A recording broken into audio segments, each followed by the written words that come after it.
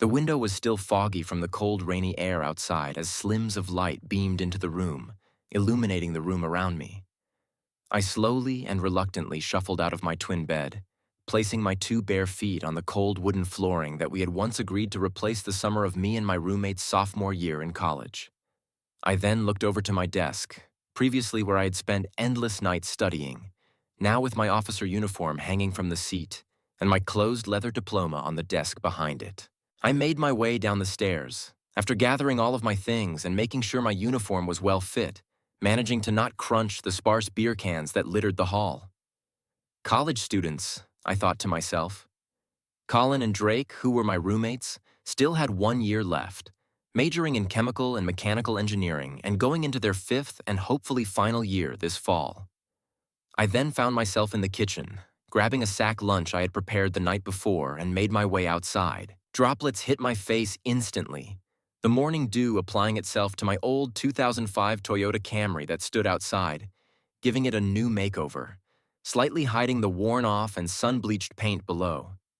I got inside the car, a shiver down my back as I started it up, the air blowing into my face from the fans that I couldn't stop myself from shivering. I backed out of my spot, wiping away the rain on the windshield, and started down the newly paved road toward the sheriff's office. 8 days, I said to myself. 8 days since I have started working here. I repeated, knowing how stressful it has been, and the thought of me not being a good enough hire racing my mind.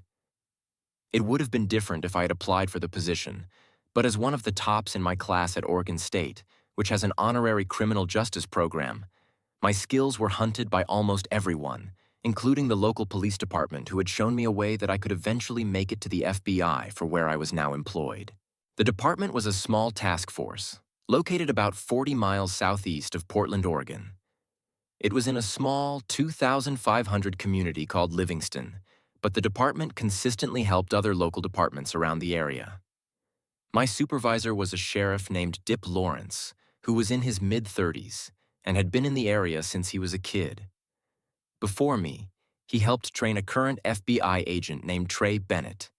But as legend goes, his nickname was Spooky, named after some of the case himself and Dip solved together over the past couple of years. Of course, these cases would be a mystery to most. As the spookier it was, the more and more it was considered classified. I pulled in front of the building, a simple brick building where weather has taken it effect, giving it an appearance that it was run down. I walked inside, Cheryl greeting me as soon as I walked in. Hey, new guy. She went as I gave a nice wave and smiled back. I started my way down the hall, the white floors sparkling as I thought about my day ahead. I knew I was going to go on my first cruise with Dip today, but didn't know when. I was excited as my previous 7 days have been going over procedures and working through situations that me and the class could encounter while on the job. The thought of something new now was promising, as I walked to the back of the building to a large auditorium where the classes were being held at and sat down in the second row, an accustomed spot for where I have consistently sat. I then heard a stomp behind me, feeling the chair beside slide out of its spot and a man sit down beside me. I looked at him, the trimly kept beard with the dorky brown-framed glasses on a slender face smiling at me. "You don't want to be in here all day again, do you?" Asked Dip. "No, sir, I don't," I replied with a smile. "Then let's go." Dip said, standing up over me, almost shadowing me with his 6'2" stature amongst my now standing 5'9" figure. He turned away, walking out of the room and out the back door of the building. The rain had finally stopped, but I could look up, seeing more rain clouds coming in as if it was an endless cycle. Dip had already made his way to his car, starting the engine of the older model of police cars, a Chevrolet Caprice.